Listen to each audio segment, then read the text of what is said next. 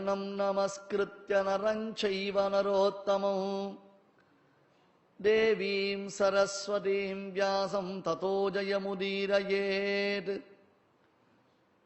द्वैपायनोष्टपुटनिःसृतमप्रमेयम् पुण्यं पवित्रमथ पापहरं शिवं च यो भारतं समधिगच्छति भासमानम् किं तस्य पुष्करफलैः अभिषेचनेन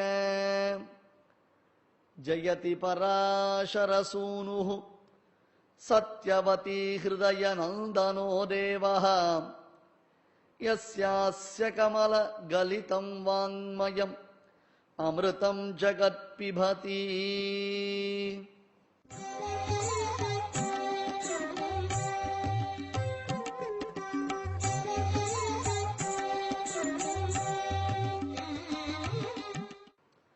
தக்ஷ பிரஜாபதி பிரச்சேதஸ்களுடைய மனைவியான மாரிஷை, அந்த மாரிஷையிடமிருந்து பிறந்தார். உடனே ஜனமேஜர் கேள்வி கேட்டார், என்ன சுவாமி இது? தக்ஷ பிரஜாபதி பகவானுடைய பிரம்மதேவருடைய நகத்திலிருந்து பிறந்தார்னு கேள்விப்பட்டோமே, அவர் மறுபடியும் எப்படி பிறந்தார்னா? ஆமாப்பா அப்படிதான் உண்டு. அதாவது இவாள்லாம் பிறக்கிறானா நம்மள போல ஜென்ம பரம்பரை இல்ல.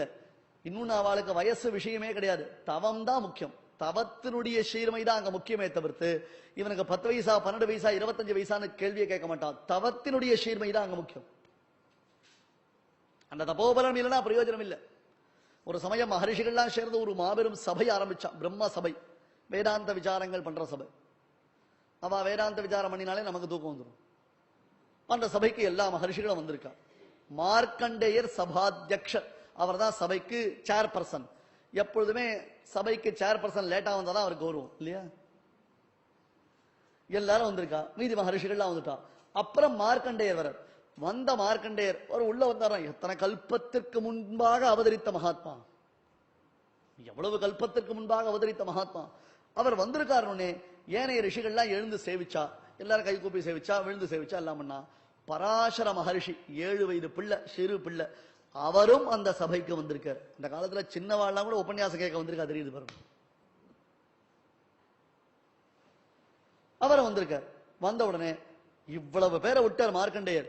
நேர பராசரர் கிட்ட போனார். சுவாமி சௌக்கியமா இருக்கீரா? சௌரியமா இருந்துட்டு இருக்கா? உனக்கு பிரம்மயஜாதிகள்லாம் கிரமமா நடந்துட்டு இருக்கா? சாஸ்திர பரிச்சையெல்லாம் கிரமமா போயிட்டு இருக்கான்னா எல்லாரும் பாக்கிறா. என்ன 7 வயசு பையன் துட்டு தக்கணும்னு நிக்கிறது, அந்த பிள்ளைய பார்த்து இப்படி கேள்வி கேட்கிறாரே அப்படின்னு இவாளுக்கெல்லாம் ஒரு ஆச்சரியம். இவாளுக்கெல்லாம் ஒரு ஆச்சரியம். இங்க திருவள்ளிக்கணியில மேல்மா சுவாமின்னு ஒரு சுவாமி எழுதிருந்த பெரிய மகான், மேல்மா சுவாமின்னு அந்த சுவாமி. அந்த சுவாமி அப்படித்தான். அவருடைய திருமாளிகைக்கு யாராவது ஒருத்தர் உபநீதனா போனான்னா, சின்ன பையன் ஒரு 7-8 வயசு பையன், உபநயனான பையன் போனான்னா அந்த சுவாமி ஊஞ்சல் எழுதிருப்பார். உடனே அந்த ஊஞ்சலை விட்டு இறங்கி நின்று அவரை பார்த்து, இங்க எங்க எப்ப தண்டம் சமர்ப்பிச்சிருக்கேன்னு ஞாபகம் இல்லையே சுவாமி, எந்த கிராமத்துல இருந்து எழுறது, யாரு அப்படின்னு கேட்பார். 7 தானே வயசுன்னார். உபநயனம் ஆயிடுத்துனா எப்ப பிரம்மோபரேஷம் ஆயிடுத்தோ அப்பயே அவனுக்கு சொரூபம். அவனை நாம அலட்சியம் பண்ணலாமா? ஆழ்வார் சாதிக்கிறாரு சிறுமா மனுஷர் அப்படின்னா. யாரு சிறுமா மனுஷர்? எங்க பராசர பட்டர் தான் சிறுமா மனுஷர்னு ரொம்ப ஆச்சரியமா வியாக்கியானம் பண்ணி காண்பிக்கும். அது போல இங்க பராசரர் இடத்துல வந்து மார்க்கண்டேயர் குசல பிரஷ்னம் பண்ணார். பராசர் சுவாமி எனக்கு 7 வயசு தானே. உம்மா 7 வயசு யாருன்னா கேட்டா, 7 வயசுல நீர் சம்பாதித்திருக்கக்கூடிய பிரம்ம ஜானத்தை நான் 7 கல்பத்துல கூட சம்பாதிக்கல. மார்க்கண்டேயர் 7 வயசுல நீர் சம்பாதிச்சிருக்கிற ஞானத்தை நான் 7 கல்பத்துல கூட சம்பாதிக்கலையே. அதுதான் மகிமை. ஆகையால இதை வைத்துத்தான் ஒருத்தருடைய பெருமை பிரபாவங்கள் காண்பிக்கப்படுமே தவிர்த்து அவனுடைய வயசு என்னன்றது கிடையவே கிடையாது. தேஜசாம்ஹி நவயஹா சமீக்ஷதே மகாகவி. தேஜசாம்ஹி நவயஹா சமீக்ஷதே. தேஜஸாவது தேஜஸுக்கும் வயசுக்கும் டேலி ஆகாது, சம்பந்தமே கிடையாது, சம்பந்தமே கிடையாது என்று வர்ணிக்கிறது. இப்ப என்ன விஷயம்? அதெல்லாம் ஒண்ணுமில்ல. அப்படிதான் தக்ஷன் பிறந்தான். மறுபடியும் தக்ஷனுக்கு ஏற்பட்ட ஒரு சாப விசேஷத்தினால இப்படி பிறந்திருக்கு. ஆனா இதெல்லாம் சிருஷ்டியினுடைய ஆதி காலம்.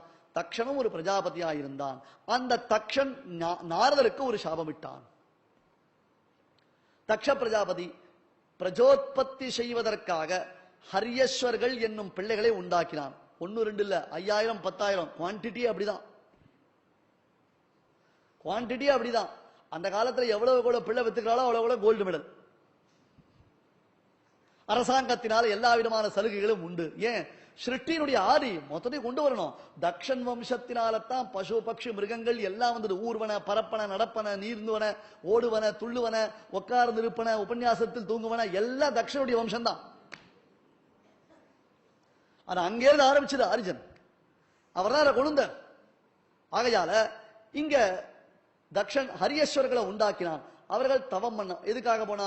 ஒரு இடத்துல உட்கார்ந்தா ஆலோசனை பண்ணா, இந்த யார் யார் எவ்வளவு குழந்தை பெற்றுக்கலாம், எத்தனை பொண்டாட்டியை நாம கல்யாணம் பண்ணிக்கலாம், எப்படி மேற்கொண்டு என்னென்ன சந்ததியை விருத்தி பண்ணலாம், நீ தேவர்கள், யக்ஷர்கள், கந்தர்வர்கள் எப்படி பிரிச்சுக்கலாம் அவர் டிஸ்கஸ் பண்ணிட்டு இருக்கார். அங்க நாரதர் வர இன்விடேஷன் இல்லாமல் அவர் ஆஜரார். நாம இன்விடேஷனை கையில கொடுத்தாலேயே என்னைக்கு எப்ப எதுக்கும் அன்னைக்கு காலத்துல நீர் எனக்கு ஒரு ரிமைண்டர் கொடு, ஒரு 5:30 மணிக்கா ஒரு போன் பண்ணி ஞாபகப்படுத்தும். அப்புறம் நான் பேயாழ்வார் கோயில் திருவிழா வரதா வேணாமான்னு பத்தி உலாத்துல யோசிக்கிறேன். இவ்வளவு சொல்லுவோம். ஆனா ஹரியஸ்வர்கள் போட்டிருக்கிற மாநாட்டுக்கு, அந்த மீட்டிங்க்கு யாருமே கூப்பிடாமல் நாரதர் வர ஒரு 10 நிமிஷம் அவன் பேசுற அப்படி பார்த்துனே, ஏண்டா உங்களுக்கு எல்லாம் மூளை இருக்காடான்னு கேட்டார். என்ன சுவாமி, என்ன விஷயம்? நல்ல நல்ல சமயத்துல நீர் வந்து நீர் தான் எங்களுக்கு ஐடியா கொடுக்கணும். எங்க அப்பா சொல்லிட்டார் பிரஜோத்பத்தி பண்ணணும்னு, அதை எப்படி பண்ணலாம்னு நாங்க பேசிட்டு இருக்கோம். சன்னியாசி நாரதர் கிட்ட இவன் டெக்னிக்கலா ஐடியா கேட்கிறோம். நாரதர் தள்ளடி, உங்களெல்லாம் மூளை இருக்கடா உங்களுக்கு, பின்ன அரிது அரிது மானிடராய் பிறத்தல் அரிதுன்னு பெருமாள் ஒரு தேகத்தை கொடுத்திருக்கான். அந்த தேகத்தை கொண்டு அந்த பகவான சேவிப்பாளா, அவனை ஸ்தோத்திரம் பண்ணுவாளா, அதை விட்டுட்டு மறுபடியும் சாம்சாரிகமான ஒரு பந்தத்துல விழணும்னு ஆசைப்படுறேன். உங்களுக்கு மூளை இருக்கான்னு நாரதர் 2-3 தடவை கேட்ட உடனே இப்ப என்ன பண்ண சொல்லினார்? எங்கேயாவது கண்காணாத இடத்துக்கு போய் தபஸ் பண்ணுங்கன்ட்டு. நாரதர் அப்பா கிட்ட சொல்லிக்காமல் ஹரியஸ்வர்கள் தவம் பண்ண போயிட்டோம். இது என்னடா போன பசங்க என்ன ஒன்னு தொலைஞ்சு போகும், 2 தொலைஞ்சு போகும், சினிமா ஆசையில ட்ரெயின் ஏறி மெட்ராஸ் போகும், ஒரேடியா 5000 பிள்ளைகளமா காணாம போகும். இது என்ன தலையெழுத்து அப்படின்னு நினைச்சுண்டு அடுத்தது மறுபடியும் சபலாஸ்வர்கள்னு புத்திரர்களை உற்பத்தி பண்ணா. நாரதர் விரும்ப இருப்பாளா? அவருக்கு யார் தான் எங்கன்னு சொல்லி அனுப்புறாத்துல, இவா ரகசியமா ஒரு இடத்துல கூடினா கூட அங்க போயிட்டார் நாரதர். எப்படி தெரிஞ்சது? நீங்க பேசுறது ஊருக்கே சிசிடிவி வழியா தெரியுது. அவளுக்கும் தர்மோபதேசம் பண்ணி, ஆத்மா நித்தியம், சரீர அனித்தியம், பகவத் சரணாரவிந்தன் சாஸ்வதம், அதற்கு உண்டான காரியங்களை செய்யுங்கள். இந்த ஹரியஸ்வர்கள் போன வழியை தேடிக்கொண்டு சபலாஸ்வர்கள் புறப்பட்டார்கள். தக்ஷன் சொல்லி அமிச்சான், போய் உங்க தமையனார்லாம் எந்த ரூட்ல போனாலும் அந்த ரூட்டை தேடி போனா அவளையே நாரதர் கன்வின்ஸ் பண்ணார், தவம் பண்ண போயிட்டார். அதனால தான் ஒரு பழமொழி, அண்ணன் தொலைந்து போனால் தம்பி தேட போகக்கூடாது அப்படின்னு ஒரு பழமொழி உண்டு. தொலைஞ்சு போட்டோம் அப்படின்னு விட்டுறோம் போல இருக்கு. ஆனா அண்ணா அண்ணா அண்ணான்னு இன்னைக்கு அவர் பேரை சொன்னா கொஞ்சம் சௌரியமா இருக்கு. பலராம அண்ணாவை சொன்ன நான், நம்ம பெருமாளுக்கு அதுதானே ஏற்றம். அவர் பேரை சொல்லித்தானே எல்லா காரியத்தையும் பண்ணினார். தமையன் போயிட்டான்னா அந்த வழியை தேடி தம்பிகள் போகக்கூடாது, போனா அவளும் போயிடுவா. இப்ப பார்த்தா நிம்மதியா போச்சு, தமையன் கிளம்பி போட்டான், இனிமே நமக்கு பிரச்சனை இல்ல, ஏன் சொத்துக்கு ப்ராப்ளம் இல்ல இல்லையா? தமையனுடைய எல்ஐசிலாம் இவன் என்ன பண்றா, ஐஎல்சியா மாத்திடுறான். என்ன இல்லீகல் லீகல் ஏர்போர்ட் வாங்கி விடுறான். ஒரிஜினலா அவனுக்கு இருக்க வேண்டிய லீகலர் போய் ஐஎல்சி இல்லீகல் லீகலர் சர்டிபிகேட் வாங்கி, ஆஹா சுவாமி பெரட்டி போடு, இது என் பேர்ல போட்டுரு அப்படின்றாலும் இல்லையோ. ஹரியஸ்வர்கள் போன வழியில் சபலாஸ்வர்கள் போனார்கள், சபலாஸ்வர்களையும் கண்டுபிடிக்க முடியல. நாரதர் அனுப்பிச்சுட்டார். ஒரு வழியா தக்ஷ பிரஜாபதிக்கு இந்த சமாச்சாரம் தெரிஞ்சது. ஏண்டா இப்படி அக்கிரமம் உண்டா, நான் கஷ்டப்பட்டு உலகத்தை செட்டிச்சு பெருமாள் என்கிட்ட இந்த ஒரு கைங்கரியத்தை கொடுத்துருக்கார், மேல மேல விருத்தி பண்ணணும்னு பார்த்தா நீ விருத்தி பண்ண விடாமல் தடுக்கிறாயா என்று நாரதருக்கு சாபம் கொடுத்தார். அதனால்தான் நாரதர் பிறந்தார்னு இந்த சரித்திரத்துடைய விவரணம் ஸ்ரீமத் பாகவதத்தில் சொல்லப்படும். மேற்கொண்டு நாரதர் எப்படி பிறந்தார், யாரிடத்துல பிறந்தார், பிறந்த பொழுது அவருடைய நிலைமைகள் என்ன என்பது பாகவதத்தில் வர்ணிக்கப்படக்கூடிய சரித்திராம்சங்கள். ஆனா அப்பதான்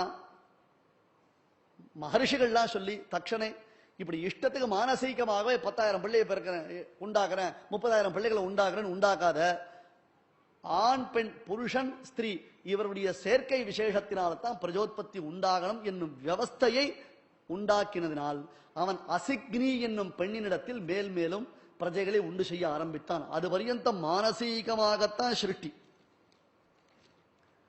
யாரும் உட்கார்ந்து பிரயத்தனப்பட வேண்டிய அவசியமே இல்லை. எனக்கு ஒரு 10 பிள்ளை பிறக்கட்டும், அதையே நினைக்கிறேன், 10,000 பிள்ளை பிறக்கட்டும் நினைச்சுக்கோ, உடனே 10,000 பிள்ளை வந்து உட்காந்துரும். ஒண்ணுக்கே ஹரிவம்சத்தை எத்தனை தடவை நம்ம உபன்யாசம் கேட்கணும்னு தெரியல, பயந்து உட்காந்துருக்கோம். எத்தனை பிராயசித்தங்கள் உண்டோ, எத்தனை பரிகாரங்கள் உண்டோ, எல்லாத்தையும் பார்த்துட்டு இருக்கோம் நாம. ஆனா அதான் விஷயம். அதன் பின்னர் அந்த வியவஸ்தைகள் காண்பிக்கப்பட்டன. பிறகு முக்கியமான பிருது என்னும் அரசனுடையதான சரித்திரம் சொல்லப்பட்டது. இதன் மத்தியில மனுவம்சாதிகள், மனுவினுடைய பரம்பரைகள், துருவனுடைய சந்ததி, இளையனுடைய சந்ததி, இதெல்லாம் சொன்னார். முக்கியமா பிருத்துவினுடையதான சரித்திரத்தை சொன்னார். பிருத்துபாக்கியானம், பிருத்துவினுடையதான திருநாமத்தினால் அன்றோ பூமிக்கு பிருத்வி என்று பெயர் உண்டாயிற்று. பிருத்தோபதுஷ்டாம் துதுஹுர் தரித்ரீம், காளிதாச மகாகவி குமார சம்பவத்தில் வர்ணிப்பான். பிருத்துவினால் பூமி ஆணையிடப்பட்டதா இருந்தது. ஏனென்றால் அத்ரி வம்சத்தில் வேணன் என்று ஒரு ராஜா, அங்கனுக்கு பிள்ளை. அங்கனுக்கு ஒரு ராஜா, அங்கனுக்கு வேணன் ஒரு ராஜா உண்டு. அந்த வேணன் கொடுங்கோல் ஆட்சி பண்ணினான். அவனுடைய ராஜ்யத்துல மக்கள் எவ்வளவு விதமான கஷ்டங்கள் உண்டோ அத்தனை விதமான கஷ்டங்களை அனுபவித்தா. குறிப்பா யாக யஜ்ஞாதிகள் எதையும் செய்யக்கூடாதுன்னு வேணன் தடுத்துட்டான். ஸ்ரஷ்டா தர்மஸ்ய கஷ்டான்யஹ ஸ்ரோதவ்யம் கஸ்ய வைமயா ஸ்ருத வீரிய தபஸ்ஸத்யைஹி மயா வா கஸ்ஸமோ புவி. அகங்கார பிரயுக்தனா இருந்தான் வேணன். மகர்ஷிகள் உபதேசம் பண்ணான், டேப்பா வானண்டா, தப்பான காரியம் பண்ணாத, யாக யஜ்ஞாதிகளை கெடுக்காத, அசுர சுபாவத்தோடு இருக்காத, நல்ல சாத்வீகனாயிரு, உங்க வம்சத்திற்கு ஏற்றார் போல, அந்த பெருமைக்கு ஏற்றார் போல நீ இருக்க வேண்டும், விளங்க வேண்டும்னா. ஸ்ரஷ்டா தர்மஸ்ய கஷ்டான்யஹ, தர்மத்தை சிருஷ்டித்தவன் என்னை விட வேறு யார்? ஆரம்பிச்சுட்டான். ஸ்ரஷ்டா தர்மஸ்ய கஷ்டான்யஹ ஸ்ரோதவ்யம் கஸ்ய வைமயா. டேய் அப்படி சொல்லாதரா, பராத்மனான சர்வேஸ்வரனம் இருந்துதான் இந்த ஜகத்தானது உண்டாயிற்று. ஆலமா மரத்தின் நிலைமையில் ஒரு பாலகனாயின்னு பகவான் இந்த உலகத்தை சிருஷ்டி பண்ணியிருக்கான். அவனை நீ அபச்சாரமா பேசாதேன்னு. ஸ்ரோதவ்யம் கஸ்ய வைமயா, நான் கேட்க வேண்டியது உலகத்துல என்ன இருக்கு? வேதங்கள் எல்லாம் என்னைத்தான் போற்ற வேண்டும், என்னைத்தான் புகழ வேண்டும். நான் அறியாத அம்சமே எதுவும் இல்லை, எனக்கு தெரியாதது எதுவும் இல்லை. ஸ்ருத வீரிய தபஸ்ஸத்யைஹி, ஸ்ருத வீரிய தபஹா சத்யைஹி, கேட்கும் விஷயம் எதையெல்லாம் கேட்க வேண்டுமோ, தவம் செய்ய வேண்டுமோ, சத்தியங்களை பேச வேண்டுமோ, மயாவா கஸ்ஸமோ பூமி, எனக்கு சதிருஷமானவன் உலகத்தில் யாரும் இல்லை. ஒரிஜினலால் தன்னொப்பார் இல்லொப்பன் நான் தான் அவன் சொல்லி ஆரம்பிச்சிட்டான். எங்கேயாவது பெருமான் அப்படி சொல்லியிருக்காரா? அவரை தவிர மற்ற எல்லாரும் தங்களை சொல்லிக்கிறான். நான் தான் எல்லாத்துக்கும் காரணம், நான் தான் எல்லாத்துக்கும் காரணம். அந்த அக்கிரமத்தை மகர்ஷிகளால பொறுக்க முடியல. சாது மிரண்டால் காடு கொள்ளாது. மகர்ஷிகள் பார்த்தா தர்பத்தனா முறுக்கினா, அதையே ஒரு தடியாக்கினா, குண்டா தடியா வச்சு போட்டு அடிச்சு கொன்னே போட்டான். யார வேணன். எப்படி இருக்கு பாருங்க. என்ன வேற வழி இல்ல சுவாமி, மெர்சி கில்லிங். அவன் தான் கஷ்டப்படலையா? அவன் கஷ்டப்படல, நாங்கெல்லாம் கஷ்டப்பட்டோம். ஒருவனுடைய தவறினாலே உலகத்திற்கு தீங்கு உண்டாகும் என்றால் அந்த ஒருவனை சுலபமாக நாம் விடலாம். ஏகஸ்யார்த்தே குலம் தெஜேத்து, கிராமஸ்யார்த்தே குலம் தெஜேத்து. ஒருவன் தவறு செய்கிறான், குலஸ்யார்த்தே ஏகம் தெஜேத்து. ஒருவன் தவறு செய்கிறான், அந்த தவறு செய்வதனாலே குலத்திற்கு கேடு உண்டாகும் என்றால் அந்த ஒருவனை விடலாம். இவனால இந்த குலத்துக்கு கெட்ட பேரு பின்னாடி வரப்போறது. திரிசங்கருடைய சரித்திரம். திரிசங்கு 3 விதமான பாபங்களை செய்தவன். அடுத்த அத்தியாயத்தில் வரப்போறது.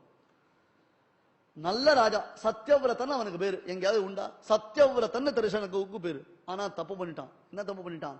விவாக மந்திரத்தில் அவனுக்கு நம்பிக்கை இல்லாமல் போய்விட்டது. இதை நான் உபன்யாசம் இன்னைக்கு சொல்ல முடியுமா? விவாக மந்திரங்களில் நம்பிக்கையற்றவனாகி விட்டான் திரிசங்கு. எனவே அவன் தந்தையார், நீ ராஜ்யத்தில் இருக்காத, முதல்ல வெளியில ஓடிபோடு, காட்டுக்கு ஓடிபோடு, இந்த பக்கம் நிக்காதேன்னு 12 வருஷம் அவனை காட்டுக்கு ஓட்டியே விட்டான். அவன் பண்ணின முதல் சின். அதனால்தான் வசிஷ்டர் அவனை கூப்பிடும் பொழுதே ஓ சின்னர் அப்படின்னு தான் கூப்பிட்டார். 3 பாவங்களை செய்தவனே, 3 பாவங்களை செய்தவனே. தன் குருவினுடைய பசுவை கொன்று அந்த மாம்சத்தை இவன் புஜித்தான். மற்றொருத்தருக்கு நிச்சயம் செய்து மற்றொருத்தன் பாணிக்கிரகணம் செய்து கொண்ட பெண்ணை பலாத்காரமாக அபகரித்து வந்தான். பெருமான் ஸ்ரீ ரங்கநாதனுக்கு நிவேதனம் செய்து வைத்திருந்ததான அன்னத்தை, பெருமாளுக்கு நிவேதனம் செய்வதற்காக வைத்திருந்த அன்னத்தை அவருக்கு நிவேதனம் ஆகாமலேயே இவன் புஜித்தான். இந்த 3 பாபம் செய்ததினாலே சத்யவிரதன் என்னும் அரசன் திரிசங்குவாக மாறினான். பின்னாடி அந்த சரித்திரம் ரொம்ப பிரசித்தம். எதனால் அவனுக்கு விஸ்வாமித்திரர் அடைக்கலம் கொடுத்தார், விஸ்வாமித்திரர் ஏன் அவனை காப்பாத்தினார், திரிசங்கு சரீரத்தோட சொர்க்காரோபணம் பண்ணினார்னு அங்க ராமாயணத்துல சொல்லாத சில விஷயங்கள் ஹரிவம்சத்துல பிரசித்தமா சொல்றோம். பிரத்யட்சமா ஹரிவம்சத்துல காண்பிக்கிறது. ஆகையால ஒருவன் ஒரு குலத்தை காப்பாற்று குலசியார்த்தே ஏகம் தெரியுது. இந்த குலத்தை காப்பாற்றுவதற்கு ஒருவனை விடலாம். கிராமசியார்த்தே குலம் தெரியுது. ஒரு கிராமத்தை காப்பாற்றுறதுக்கு ஒரு குலத்தையே நம்ம விட்டுடலாம், தப்பு கிடையாது.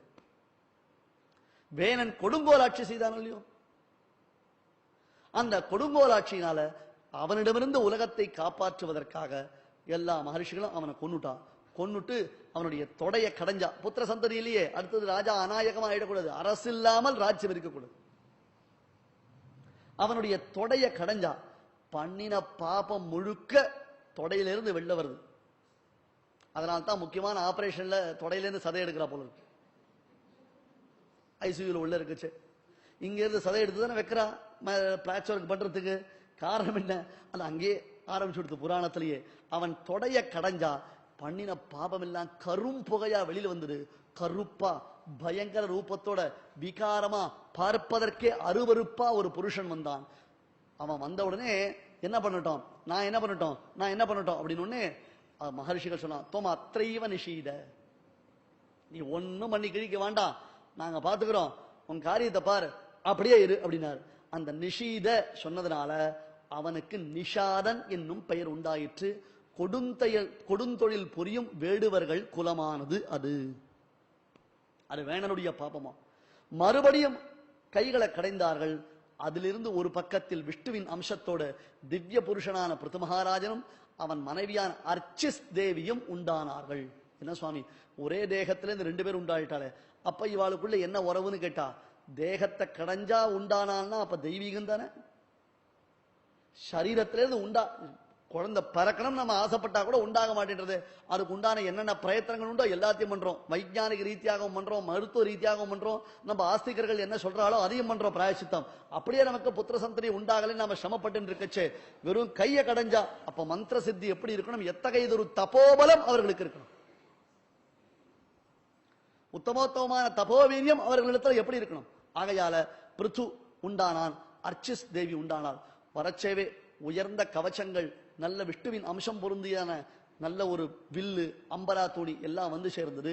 அப்பா நீதாம்பா உலகத்தை காப்பாத்திரம்னு பிருத்து மகாராஜனை உடனேயே பட்டாபிஷேகம் செய்து வைத்து வந்தி வைத்தாளிகர்களை போன்று எல்லா மகர்ஷிகளும் அவனுக்கு துதி பாடினார்கள். ஆயிற்று.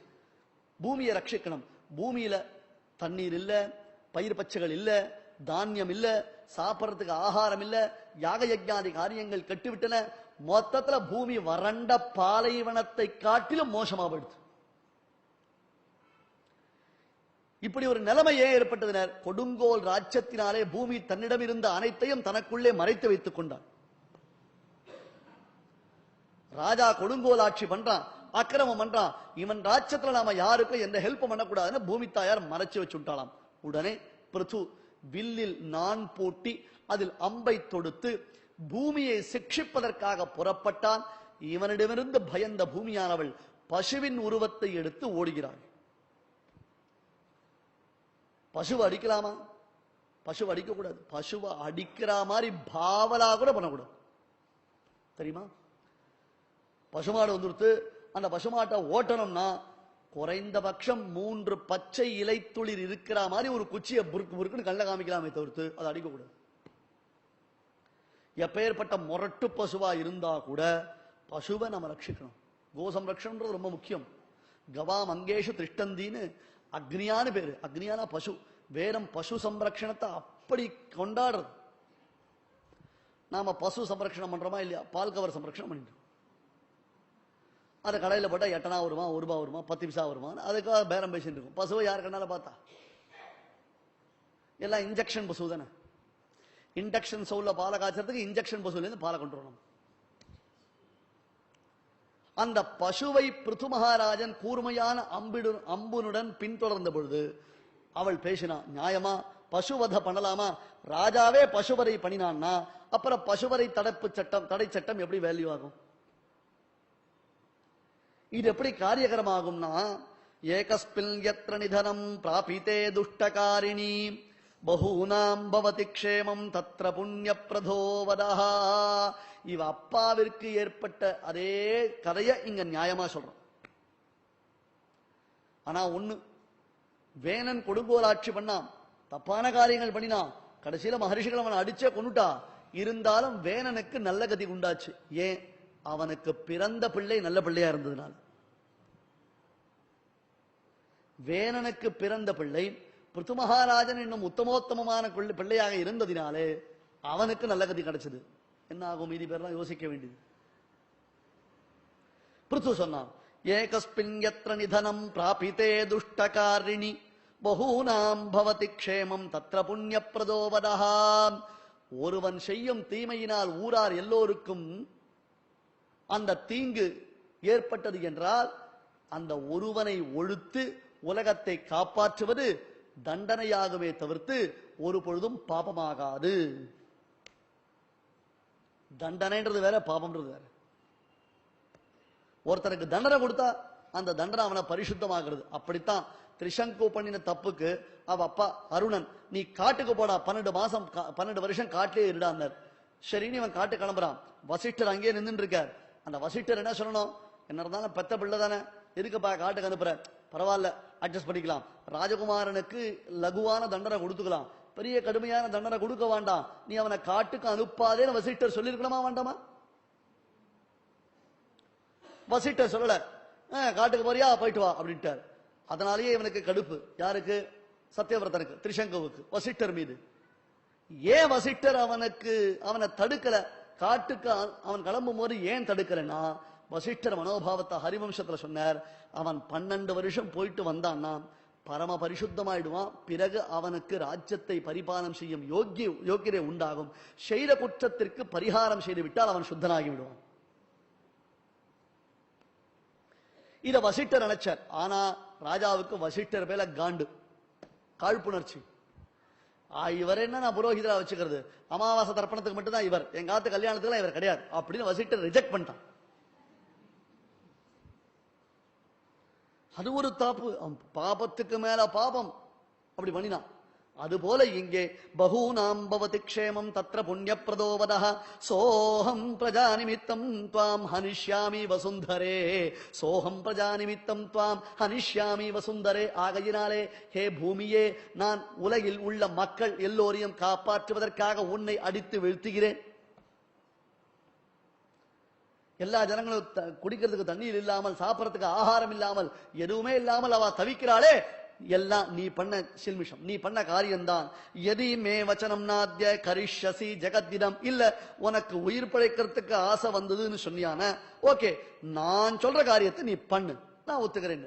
அப்புறம் பூமி தேவி பிரார்த்திச்சா, உமக்கு என்ன வேணுமோ சுவாமி, என்னிடமிருந்து நீர் கறந்து கொள்ளலாம் என்று சொல்ல, பூமியிடமிருந்து ஓஷதிகளையும் தனதானியங்களையும் மற்றும் பொன்னையும் பொருளையும் இவன் அந்தந்த தேவதைகளை பசுக்களாகவும் கன்றாகவும் மாற்றி கறந்து கொண்டான்.